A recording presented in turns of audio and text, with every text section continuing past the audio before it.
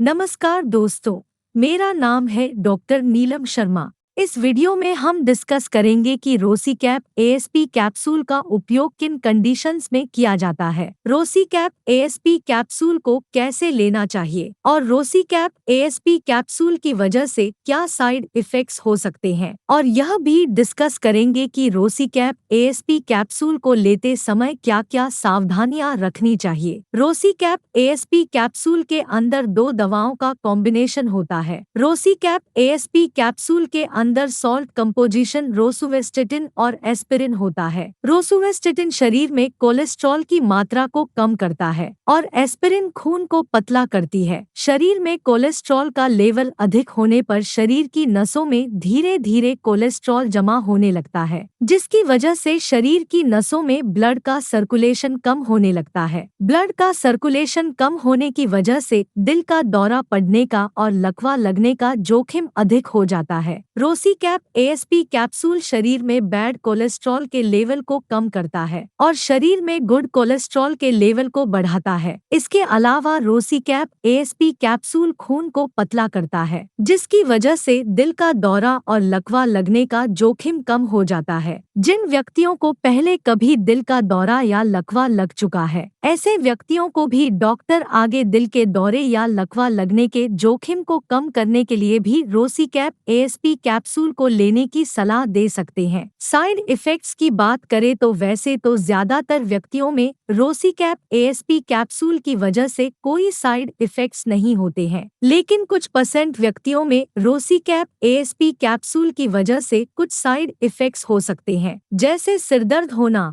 बदहजमी, शरीर में कमजोरी व थकान होना, नाक से खून आना, पेट से गैस निकलना, कब्ज और कुछ व्यक्तियों में दस्त होने की समस्या भी हो सकती है। रोसीकैप एएसपी कैप्सूल की वजह से ब्लड शुगर लेवल अधिक हो सकता है। रोसीकैप एएसपी कैप्सूल की वजह से कोई चोट लगने के बाद ब्लीडिंग होने का जोखिम अधिक हो जाता है। अगर आप रोसीकैप एएसपी कैप्सूल को ले रहे हैं और आपको अगर ज्यादा चोट लग गई है तो आपको तुरंत ही नजदीकी हॉस्पिटल में जाना चाहिए, ताकि अधिक ब्लीडिंग होने के जोखिम को कम किया जा सके। कुछ व्यक्तियों में रोसीकैप एएसपी कैप्सूल की वजह से लिवर डैमेज भी हो सकता है। इसके अलावा रोसीकैप एएसपी कैप्सूल की वजह से शरीर की मांसपेशियों में दर्द, जोड़ों में दर्द और कमर में दर्द आदि साइड इफेक्ट्स भी रोसीकैप एएसपी कैप्सूल की वजह से हो सकते हैं। अगर आपको रोसीकैप एएसपी कैप्सूल को लेने के बाद शरीर की मांसपेशियों या जोड़ों में बहुत तेज दर्द होता है, तो आपको तुरंत ही डॉक्टर से परामर्श लेना चाहिए, क्योंकि ये लक्षण रैप्डोमायोलिसिस के भी हो सकते हैं। रैप्डोमायोलिसिस होने पर मांसपेशियों के टिश्यू डैमेज हो जाते हैं। मांसपेशियों के टिश्यू डैमेज होने की वजह से मांसपेशियों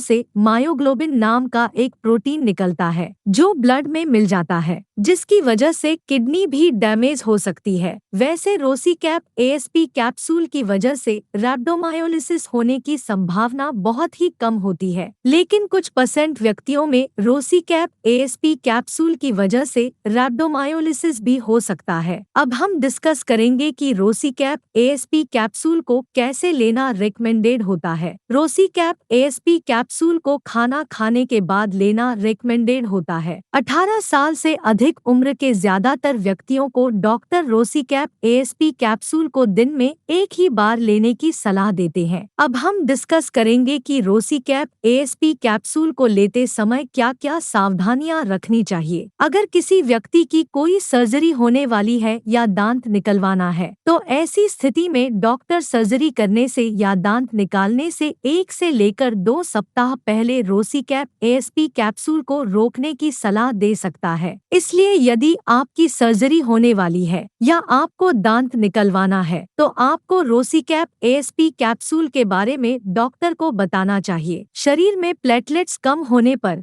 पेट में अल्सर होने पर, पेट में ब्लीडिंग की समस्या होने पर, हीमोफीलिया होने पर, ब्रेन हेमरेज होने पर और लिवर या किडनी की कोई गंभीर बीमारी होने पर रोसीकैप एएसपी कैप्सूल को लेना रिकमेंडेड नहीं होता है। इसलिए इन कंडीशंस में डॉक्टर की सलाह के बिना रोसीकैप एएसपी कैप्सूल को नहीं लेना चाहिए। प्रेग्नेंट महिलाओं और स्तनपान करा रही महिलाओं के लिए रोसीकैप एएसपी कैप्सूल का सेवन करना सुरक्षित नहीं है। इसलिए प्रेग्नेंट महिलाओं और स्तनपान करा रही महिलाओं को डॉक्टर की सलाह के बिना रोसीकैप एएसपी कैप्सूल को नहीं लेना चाहिए। वीडियो को देखने के लिए आपका धन्यवाद। अगर आपको वीडियो पसंद आया तो प्लीज वीडियो को लाइक कर देना, चैनल को सब्सक्राइब कर लेना और अगर आपका रोसीकैप एएसपी कैप्सूल से संबंधित कोई प्रश्न है तो आप कमेंट करके पूछ सकते हैं।